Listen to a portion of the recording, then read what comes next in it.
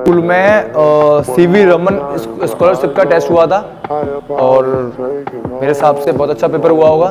तो उसमें आपकी क्या क्या आई थी? साइंस आई थी, मैथ आई थी और जीके आई थी। 3 सब्जेक्ट थे। कैसा गया पेपर आप लोगों का?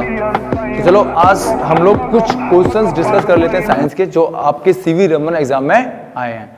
और वैसे तो आप सबका एग्जाम अच्छा गया होगा। तो आओ पहले हम लोग कुछ क्वेश्चंस हैं जो डिस्कस करेंगे कि ज़्यादा कठिन पेपर नहीं था, हाँ पर अच्छा पेपर था। आपने दिया होगा, कुछ बहुत कुछ सीखने को मिला होगा। कुछ बच्चों के क्वेश्चन सही भी हुए होंगे, कुछ इजी क्वेश्चन होंगे जो आपने गलती कर दी होगी। होता है जब हम लोग पेपर देते हैं ना तो माइंड बहुत प्रेशर में आ जाता है। तो हम लोग के सामने ऑप्शन होते हैं और हमें ऊपर का ऑप्शन सही लगता है और हम लोग क्या कर देते हैं, टिक कर देते हैं। 1 मिनट बेटा, है 1 मिनट।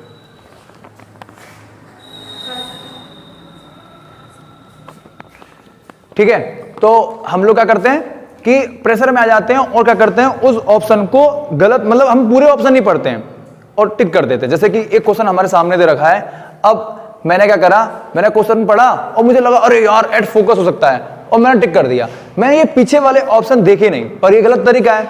हमें क्या करना चाहिए, हमें पहले एक बार सारे ऑप्शनों को ध्यान से देख लेना चाहिए कि यार ऑप्शन क्या कह रहे हैं, कि कहीं कोई और ऑप्शन तो नहीं है जो बिल्कुल सही हो, है ना।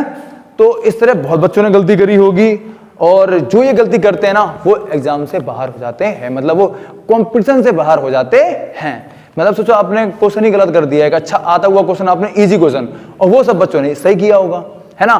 कुछ बच्चे क्या करते हैं कि उस समय तो वो क्वेश्चन आपके दिमाग में नहीं आता है और बहुत इजी क्वेश्चन हो, बच्चे बहुत हार्ड पढ़ के जाते हैं, मतलब जो ऐसा लगता है बहुत कठिन चीज है तो आप उसे पढ़ के चले जाते हो और वहां आप लोग फंस जाते हो।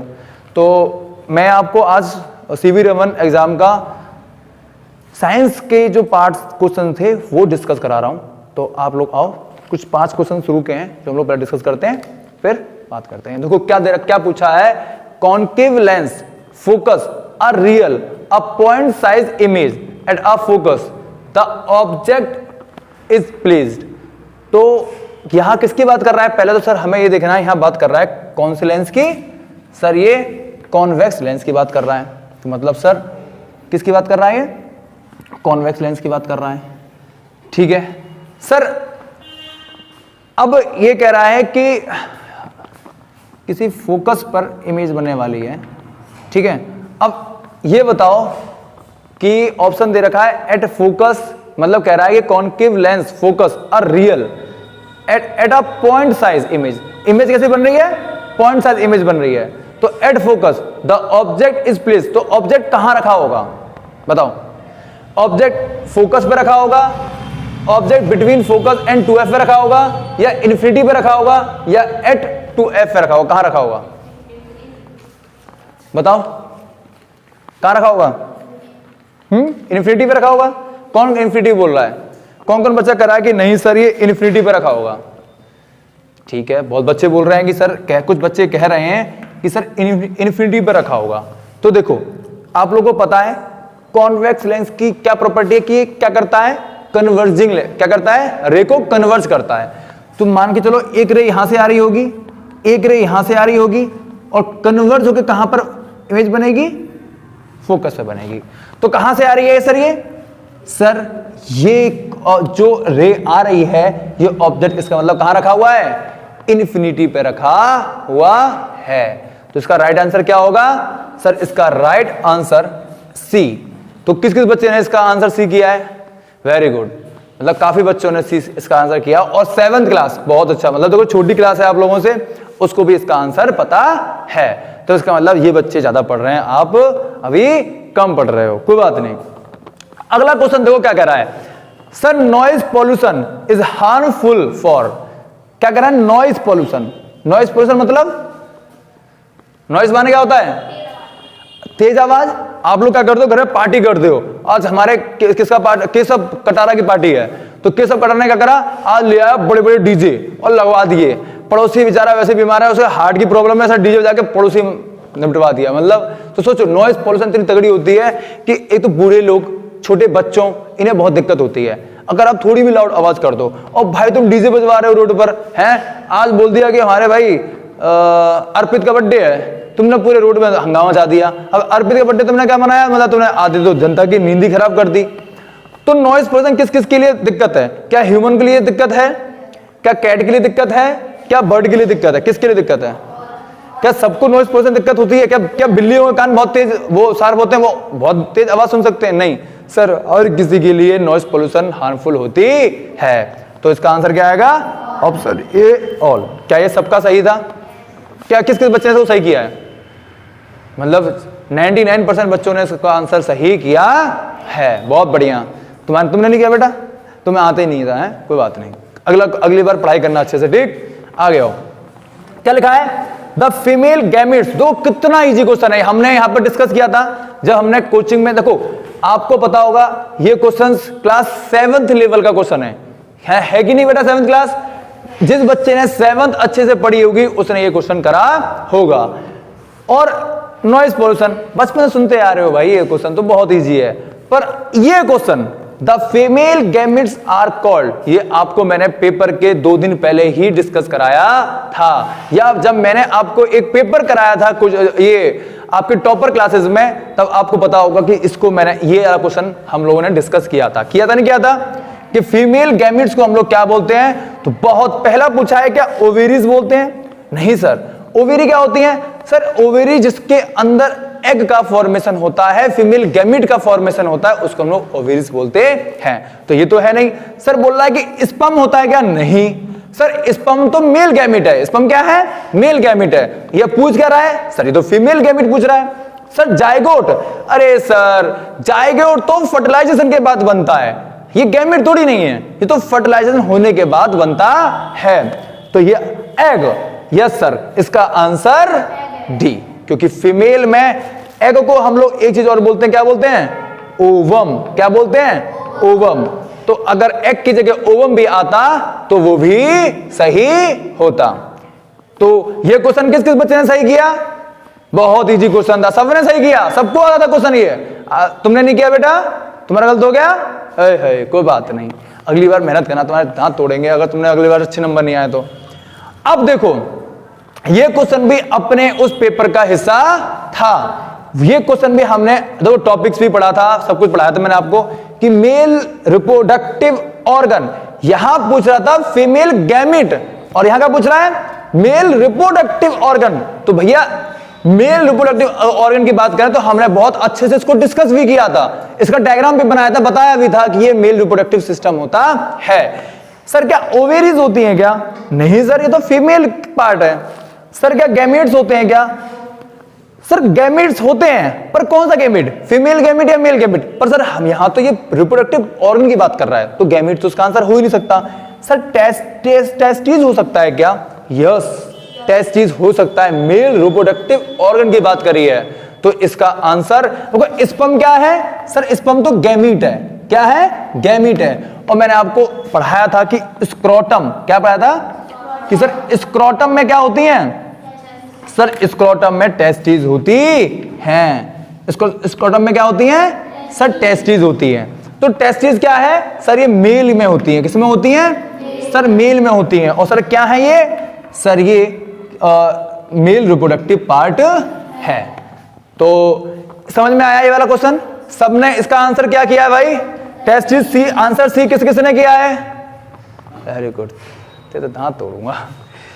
अगला क्वेश्चन कह रहा है the chemical substance which are secreted from endocrine glands.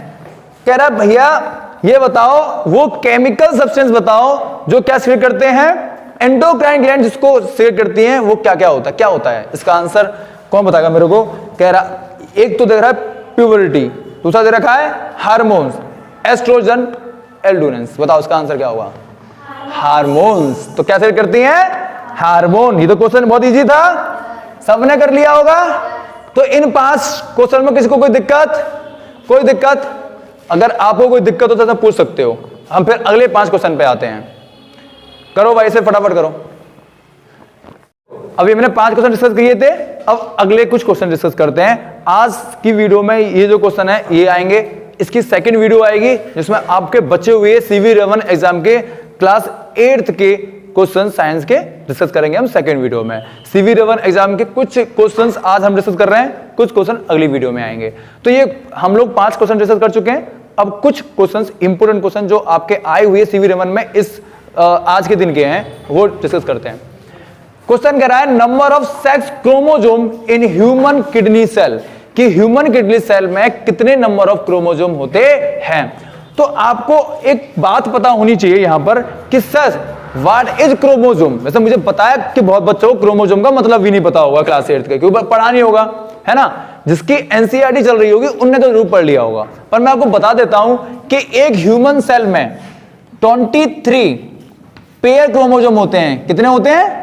23 pair chromosome होते हैं और 46 कितने? 46 सिंगल क्रोमोसोम होते हैं। कैसे होते हैं? Single chromosome. 46 कैसे क्रोमोसोम होते हैं? सिंगल। ठीक है, तो सर 42 पेयर में होते हैं और 23 सिंगल। पेयर को रिप्रेजेंट करते हैं हम लोग 2n से। किससे रिप्रेजेंट करते हैं? 2n से। और सिंगल को रिप्रेजेंट करते हैं n से। और 2n को बोलते हैं डिप्लॉयड सेल। क्या बोलते हैं? डिप्लॉयड। ये कंडीशन कौन सी होती है? Diploid.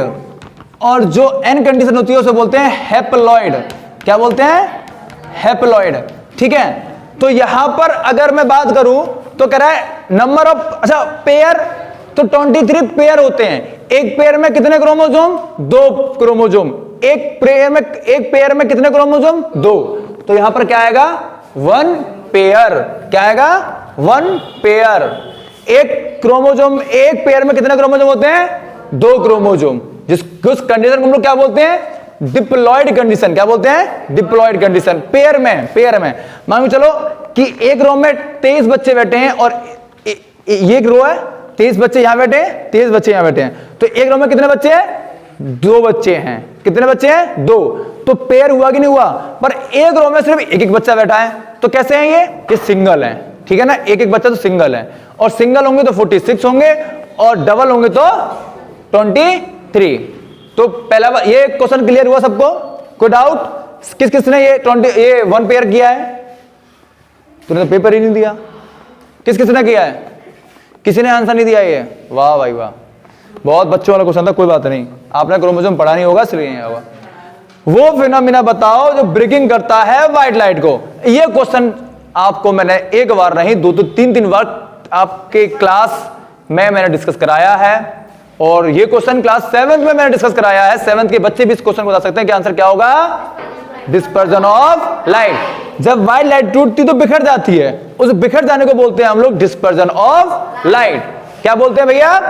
Sir dispersion of light मतलब कोई व्हाइट लाइट आ रही है और वो क्या हो गई? ब्रेक हो गई, तो वो ऐसे करके टूट जाती है और इसको बोलते हैं डिस्पर्जन ऑफ लाइट। ठीक है ना, कोई लाइट ऐसे करके आ रही थी और वो डिस्पर्स हो गई, टूट गई और 7 कलर में टूट जाती है। तो भाई क्या ये वाला क्वेश्चन सबका क्लियर है? अच्छा, किसने डिस्पर्जन ऑफ लाइट किया था?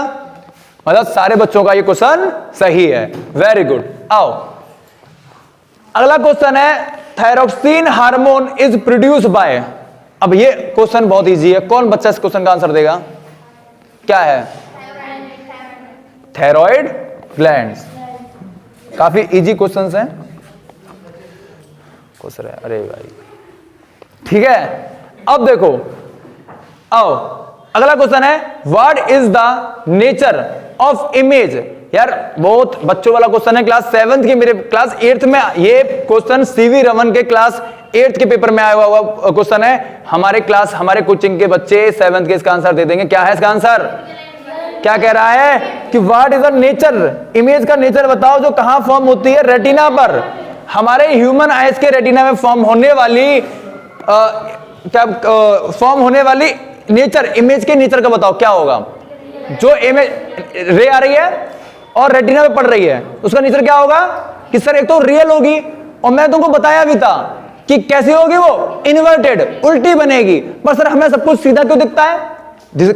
आप कहोगे नहीं सर, मैंने आपको बताया भी था ना, कोचिंग में ये डिस्कस कराया था ना कि हमें सब कुछ सीधा क्यों दिखता है। उस दिन कोचिंग में सब बैठे भी थे, यहाँ पर 9th के बच्चे बैठे थे, कि मैंने बताया था सर, जब वो रोड सेल्स और कोन सेल्स में पड़ती है तो वो उसको किसके थ्रू भेजते हैं ऊपर ब्रेन में?